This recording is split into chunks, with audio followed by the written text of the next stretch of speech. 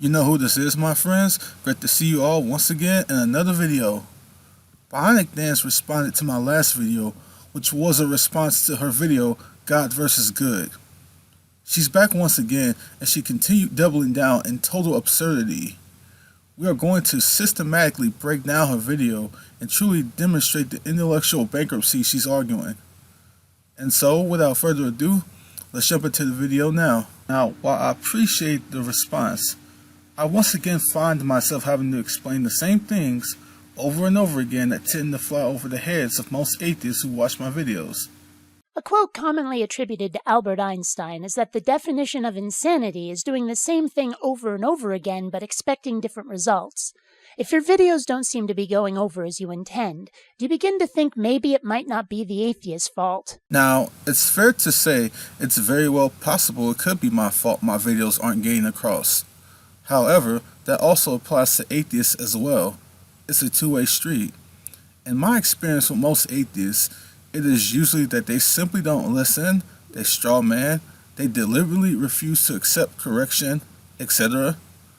So, as it's possible it could be my fault, the contrary is just as much possible as well. Greetings, fellow space travelers, Bionic Dance here. We're back with that guy from yesterday, and he's made yet another response. In my last video, I rather foolishly, I suppose, gave him credit for understanding terminology and employing logic. So this time we're going to get a bit more specific. That's fine. You're more than entitled to that opinion.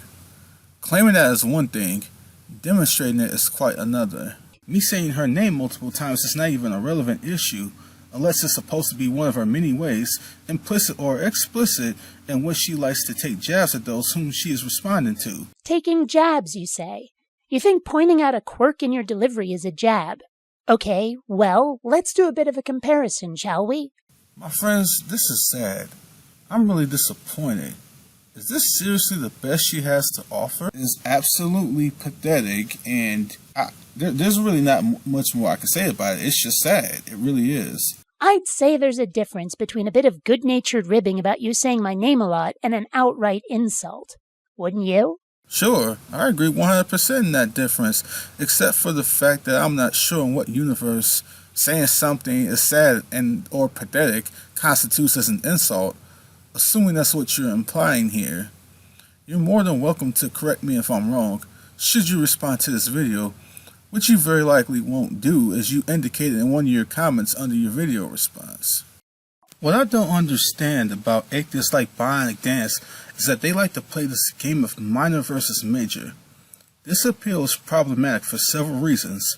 First of all, it doesn't matter how quote-unquote major a sin is to an atheist. They think eternal punishment in hell isn't justifiable. What he doesn't seem to get is that it's the eternal part to which many of us object. You do the crime, you do the time, sure, but how can you truly justify infinite punishment for a finite crime? That's a fair question, but here's what you need to understand. First of all, how do you know these things are merely finite crimes in Christianity? This is totally an assumption on your part. You are an atheist, so at the very least, you reject the Christian concept of the spiritual realm. Sinning is a spiritual issue in Christianity, and we are ultimately sinning against an infinite holy God in every sin we commit. We are not ultimately sinning against finite unholy humans. As such, I see no problem in how sinning against an infinite God merits infinite punishment. Now, you can't assume from your atheistic worldview these things should be deemed as finite issues, but just because you may think they should doesn't make it so. But if you're going to operate inside my Christian worldview and doing an internal critique of sorts, you'd be hard-pressed to demonstrate inside the Christian worldview that I hold to that such things are provably infinite. You certainly won't be able to find that in Scripture. So all you're doing in effect is reasoning from your secular atheistic foundation and using it to judge another worldview which does not adhere to the same foundation. And I thought you secular atheists weren't about forcing your worldview onto others. What you have to demonstrate is there is an internal problem by doing an internal critique, which I'm telling you right now, you won't be able to do. Of course, you're more than welcome to try though.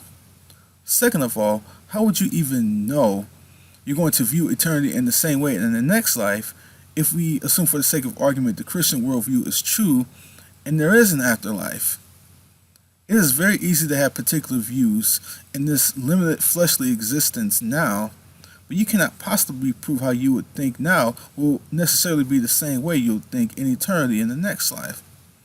So all you're really doing now at the present time is speculating every time you open your mouth when you complain about eternal punishment. How you view eternity now doesn't mean it's how you will view eternity. Again, assuming for the sake of argument the Christian worldview is true, you may very well view eternity much differently in the next life. Third of all, and lastly, as I've stated in the past, people who call themselves quote-unquote pro-choice like you support currently the legal you currently support the legal right to an abortion, and as such you argue killing the unborn is justifiable. Now, the killing of the unborn is a done deal. That child is gone forever, for eternity, if we assume your atheistic perspective, that is. So you justify something which you know has eternal consequences for that child. As a result, you cannot be surprised at something which affected that child eternally, yet be upset that God pays that result back to you eternally. So, you have no issue in justifying something which has eternal consequences, but when God pays that back eternally, it's all of a sudden a problem.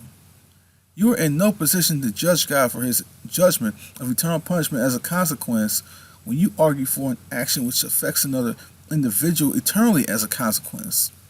So, if you are going to reject God for his judgment of eternal punishment, then you better be prepared to also reject your own pro-choice worldview, in which results in an eternal consequence of a life taken. Before you question people about justification of an eternal judgment consequence, check your own worldview about the eternal consequence you're ultimately justifying with abortion. Another part is that it's not just incarceration or being denied your God's presence, as if anybody wants that or even thinks it's a genuine possibility in the first place. The punishment is torture, lake of fire and all that. If you don't see how that shit's unreasonable, unjustifiable all on its own, I'm not sure I can help you. But think of it like this.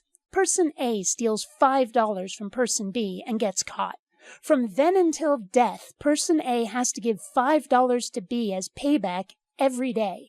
Assuming person A is 30 years old and will live until 80, 50 years, 365 days a year, $5 each day, that comes to $91,250 for a $5 crime.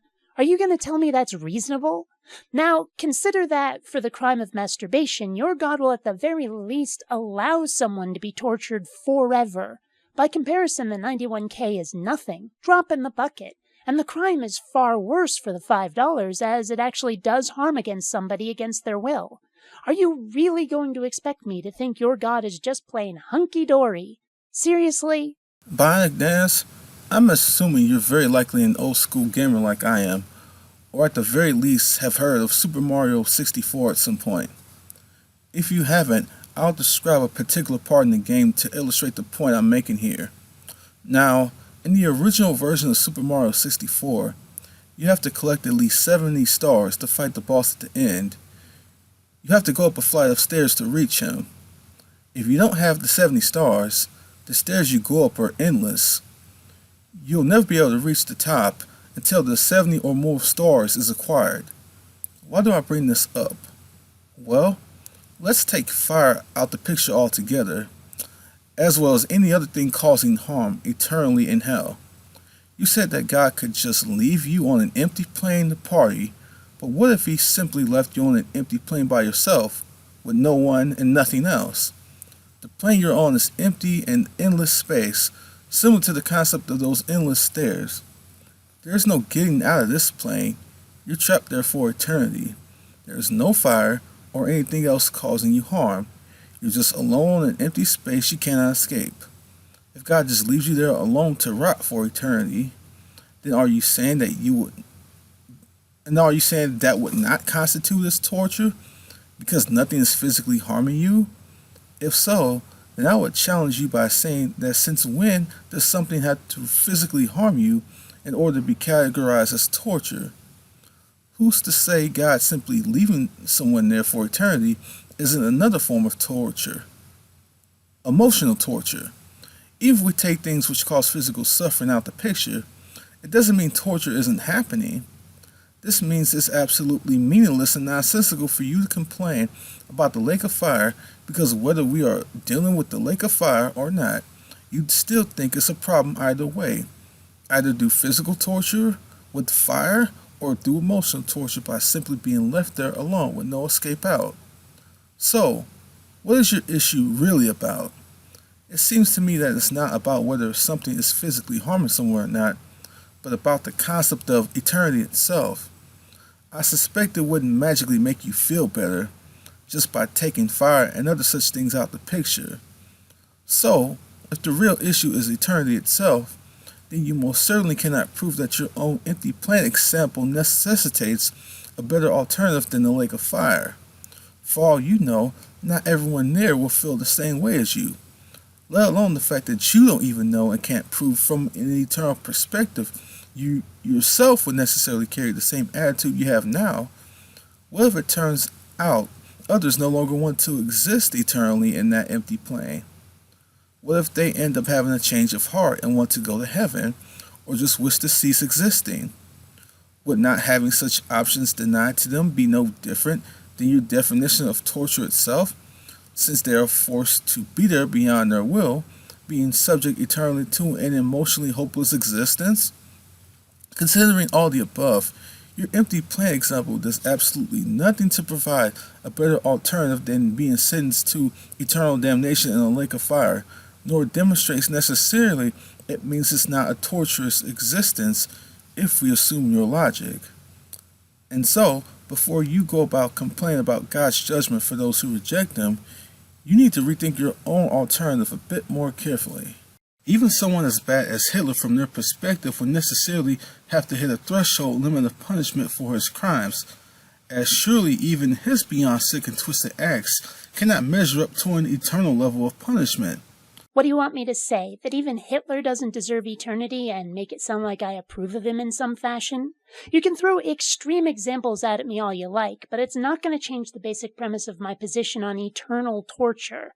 If nothing else, you're basically advocating eye for an eye justice, and I thought we were supposed to be better than that. This wasn't to suggest you approve of Hitler because you say you haven't been presented a justifiable concept of eternal punishment, but to illustrate that you complain about things like masturbation meriting eternal punishment as meaningless because it doesn't matter what scale of sins or crimes we are talking about. The fact is, eternal punishment is your real issue, and your real issue alone in this context. Bringing up things like going to hell eternally for masturbation is nothing more than an intellectually dishonest red herring. It sounds more like an appeal to emotion rather than you simply being honest from the beginning about your real issue about eternal punishment, not about the level of crime or sin. And this bit you say about me basically arguing an eye for an eye justice, you might have to clarify that for me because I'm not making a connection, honestly. So, because of this alone, this idea of minor versus major is thus a total non sequitur with the real issue with eternal hell, as no level of sin justifies it, according to their logic. And this misses the point entirely. There are certain sins which can provably be shown to harm nobody, which at worst hurt your God's feelings a little. And then there are sins which harm other people. If you insist on using Hitler as an example, fine. He had millions of people killed. Pretty horrible, right? The problem is that the punishments are the same. Eternal torture for something fairly petty versus mass genocide, and both get exactly the same horror done to them unto infinity. Justify that, if you can. I already hit on this very issue you are presenting here earlier. Just rewind it back to when I first asked the question, how do you know these things are finite crimes? But to give some additional food for thought here, my friends, she has absolutely no clue just how horrific the nature of sin really is. What I mean by this is the following. In the midst of her talking about how sin should not merit eternal punishment, she speaks of this as if she's so sure what its nature is from the outset in which to base her reasoning. She argues in total ignorance, as 1 Corinthians 2:11 through 12 says, only one with the Spirit of God in them can know the things of God. In other words, unless she's born again and as such gets the Spirit of God imparted into her, she cannot possibly begin to see things the way God sees them, which therefore means she cannot possibly begin to see sin the way God and other Christians with the Spirit of God in them see sin. Second of all, another problem with this game is that they cannot have a sufficient demarcation line for measuring minor versus major. Even as she admits later on in this video, she doesn't even think good and evil exists, so she cannot think sin exists either. Well, I don't. And this is a problem how exactly? I'm an atheist, and I am so because religionoids have never shown their belief to have a factual basis.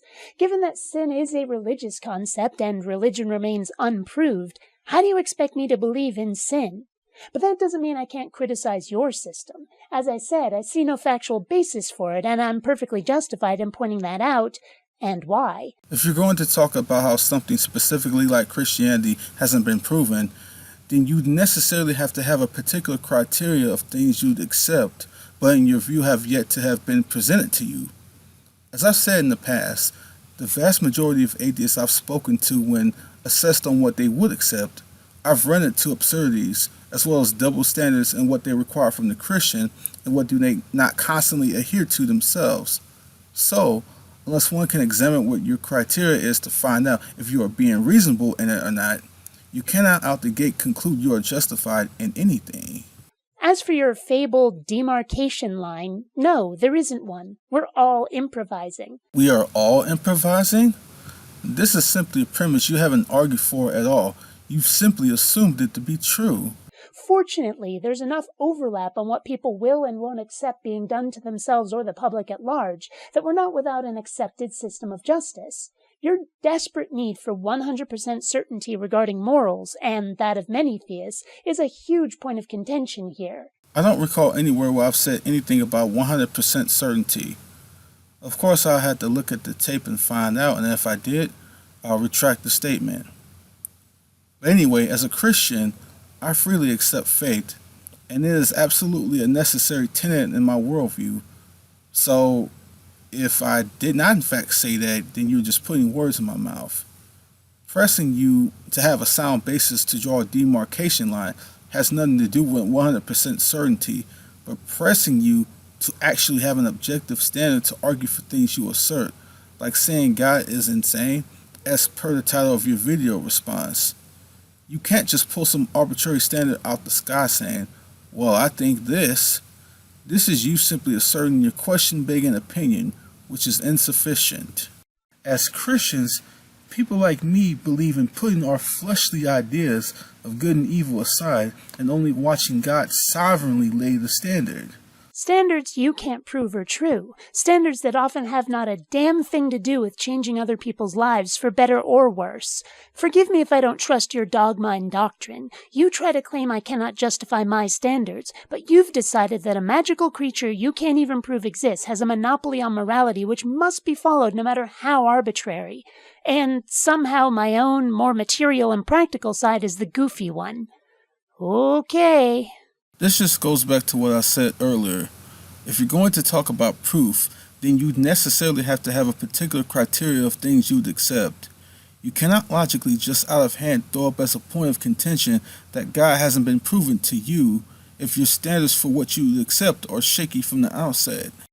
So yes, it may feel uncomfortable to me at times that God's perfect standard isn't always something to my liking, but my feelings don't matter.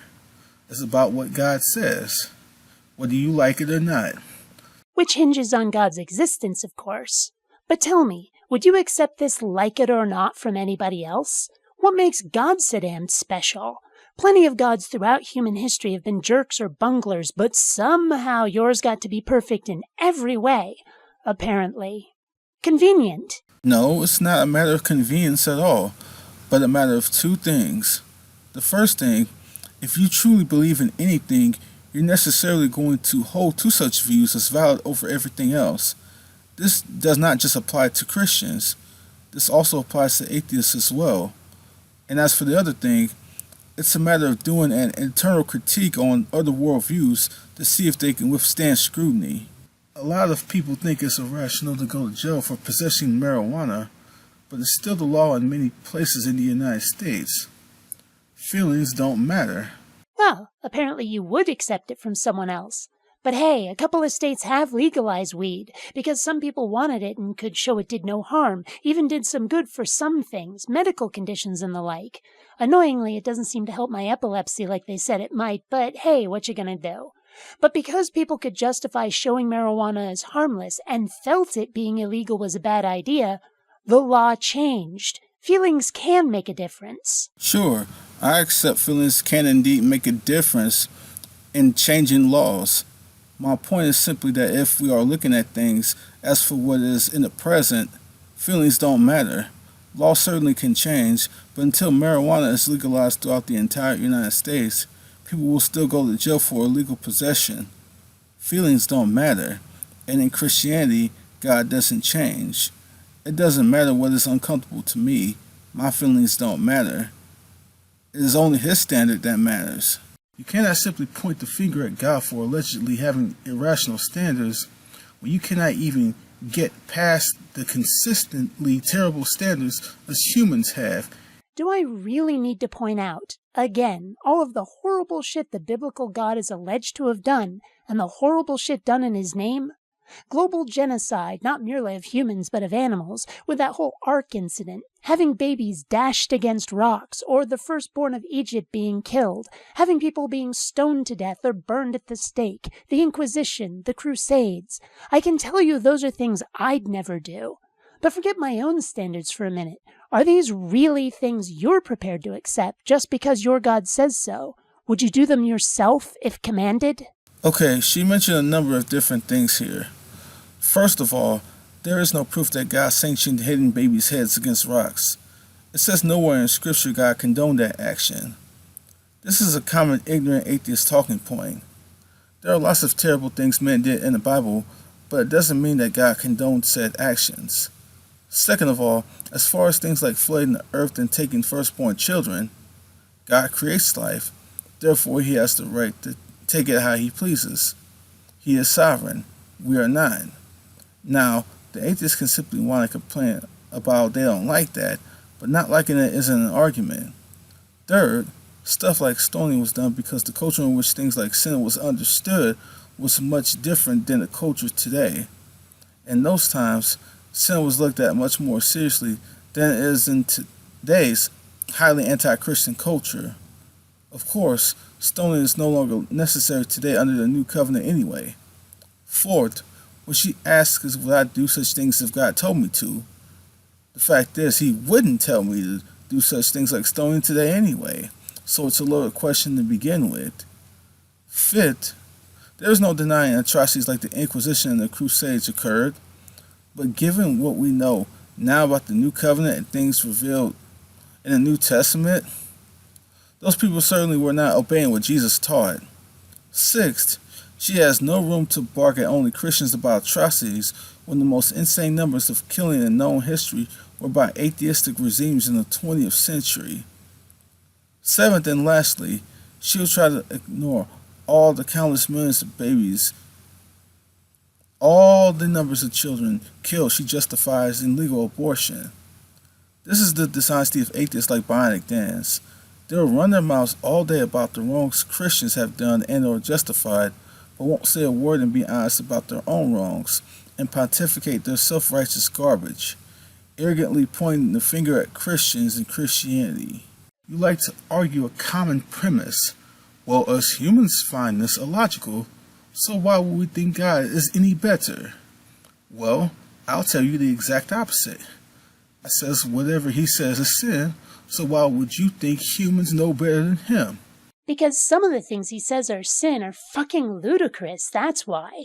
On Friday I must be a vegetarian lest I disobey God and commit a sin. What the fuck? The jury seems to still be out on whether that's a mortal sin, but it's still ridiculous. And it's not the only standard that's so damn screwy. Yeah, I know better than your dumbass God, even if it turns out He really is real. Keep that in mind, too. Nobody has proved your God real, so they're probably following rules written by humans who claim they're God's rules. If that were proved to be true, would you still follow those dogma, or would you say whoops and look appropriately embarrassed? All she did here was a bunch of whining and opinionated ranting. She didn't really have an argument for anything at all. But to answer her question, if I were to assume for the sake of argument Christianity was shown to be false, then of course I would have to accept that hard reality accordingly. But that's merely a hypothetical, so I have no true way of knowing how I would react in such a situation. But this is just as easily a two-way street. If by some miracle she got past all her atheistic nonsense and rhetoric, and Christianity was proven to her to be true, would she still follow the atheist nonsense anyway? Or would she say whoops and look appropriately embarrassed? Like I said, it's a two-way street. Bionic dance. Have you ever considered the things we find illogical should have long taken us to a utopia by now? Even after several millennia of people trying to trust to God's commands, we've never reached a utopia. In fact, it's pretty reasonable to say that we've gotten to where we are in spite of religion. If anything teaches people to hate, it's theist dogma. Hate women, hate gays, hate foreigners and infidels or heathens. Hate everybody who doesn't conform to be just like us. A lot of people like to whitewash those parts of the Abrahamic faiths to pretend they're not part of their religion. But last I checked, lying, even to yourself, is one of those sin things we keep talking about. No rational Christian whitewashes anything. We simply understand that certain things which were practiced in the past aren't practiced today. We are to hate sin, not the sinner. We are to forgive those who persecute us, even if they kill the closest ones to us. You can just do a quick Google search on the internet and find countless stories of Christians forgiving others when the worst of atrocities were done to them. In contrast, you have pro-abortion atheists who support legal abortion thinking it's okay to kill a baby because that child inconveniences their mother. Bionic dance? Check your own moral compass before you point the finger at others. The bottom line is that you trying to put humans on a pedestal doesn't exactly work out for you, no matter how much you reject God's commands and his judging of eternal punishment for those who reject him. I'm not putting humans on a pedestal. Remember, I'm an atheist. I don't think your God exists. That means humans are all there is. Well, at least so far. I'd love to be in touch with a sentient extraterrestrial species if I could. But if you want me to accept anything your God says, you're gonna have to get beyond faith and start proving he's real beyond reasonable doubt. If we were speaking for the sake of argument the Christian God exists, and we compare him with humans, then yes, you are putting humans on a pedestal. That's the point, Bionic. And I've already addressed the point about proof of God earlier in the video. And I find it very interesting she's sitting here griping about faith, but wasn't she the one earlier in the video talking about Christians like me and how it's problematic we are looking for 100% certainty? She talks about beyond reasonable doubt, but that inherently assumes some basic open level of faith to even make that statement to begin with, which begs the question, is she open to faith or not? Which is it? She cannot have it both ways. But let's go with your eternal empty plane example. You are literally just talking about the same or similar sort of existence we experience now, except with eternity tied to it. It's easy for you to talk like it would be just some good time right here and now, but the fact of the matter is that you absolutely cannot conceive that possibility to be the case. All you really can do is assume and speculate, but I thought you atheists didn't like making claims without evidence. Except I didn't make a claim. I described an alternate possibility to the lake of fire concept. The only claim I made was about which one I was convinced I'd prefer, which one sounded better. So don't go putting words in my mouth, kiddo. It's dishonest. Well, either that or being so absorbed in winning the argument that you didn't even notice how badly you'd strawmanned my position. Bionic Dance, please cut the crap about this issue about I'm just so absorbed in trying to win the argument. I can make the same claim about you, but where does that get us? Cut the accusatory crap and just focus on the argument. And no, I didn't strawman your position at all. You remarked about how you could play games, maybe get it on once in a while. When you were talking about the type of existence you would live on the empty plane. basically engaging in the same or similar kind of social life you experience here on this earth. These are the claims I'm talking about. You are making these claims, assuming without any evidence whatsoever that the eternal existence on that empty plane you speak of will be a good time. You simply have no way of conceiving that it will work out that way at all, as I said in my last video and further remarked on in more detail earlier in this video. What's the point of punishment anyway? We do it on Earth to, like I said, teach people lessons, to make them think twice next time. But if the torment is eternal, what lesson is being taught? And if the God passing the sentences refuses to reveal his existence, insisting on faith instead, how does anybody really know there's a lesson to be learned? A kindergarten teacher is a better disciplinarian than him. She doesn't seem to understand that the issue is the time for lessons are over. That's the whole point of the final judgment. It wouldn't be final if it wasn't the final one. Necessarily, God has given humankind more than enough time to adhere to the lessons in their previous lives. They had their chance to repent and refuse. Romans 1:20 says, "For the invisible things of him from the creation of the world are clearly seen, and being understood by the things that are made, even his eternal power and Godhead, so that they are without excuse." So, he actually did reveal his existence quite clearly. Seeing as Christianity is currently the biggest theistic worldview on the planet, I'd say that quite a few are convinced God revealed himself. Just because you aren't convinced as an atheist doesn't mean anything.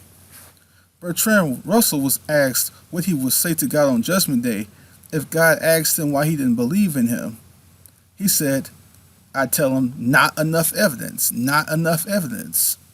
So Russell clearly indicates even in God's presence, he would still point the finger at God. You seem to assume, Bionic Dance, that just because people are facing God in eternity, that it necessarily follows they'll want to submit to him willingly, in which case, why send them to hell for eternity? If that is your assumption, then it would be nothing more than mere speculation. For all you know, they may still continue to curse God like they did in the previous life. Since you want to talk about learning lessons, you simply have no way of knowing any atheists will have learned their lesson. Again, all you can do is speculate. I'm not going to hide the fact that eternal hell is a very unsettling thought for me, but it's a waste of time getting upset about that and not concern yourself in what you can do in this life right now to avoid that fate. The bottom line is that it's not always about what's better to you, but about what brings you truly to a submissive foundation and repentance in Christ. Says you. I see no reason to think the Christ fellow is real. Prove it. This yet again goes into what I said earlier about proof in this video. Moving on, and this is the problem with you atheists. You want to take everything for yourself and glorify yourselves. You are not thankful nor want to return thanks to God for what you have. You mean the God you theists have managed to never prove? That God? Believe me, I can come up with much better games of pretend than believing in a magical sky fairy that wants me for his submissive little bitch. Being one of the Bionic 6, for example. Tons more fun. I won't continue to beat the dead horse on the proof thing, but I will say something as food for thought. Even if by some miracle God could be shown to Bionic Dance to exist, what is ultimately the point anyway? Just listen to her attitude here. She sees serving God as just being God's beat, as she puts it. So let's get this straight. She wants God to be proven to her just so she can turn around and still continue her same arrogant attitude against him she has as an atheist right now?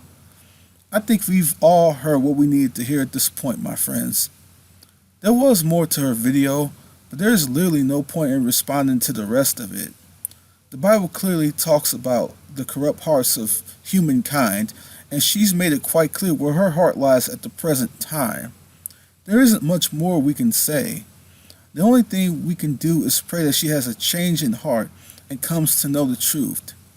My friends, Jesus is the way, the truth, and the life. Well, that's it, my friends. Thank you all so much for watching. Please share this video, like, comment, and subscribe. With that said, please take care, everyone. God bless and peace.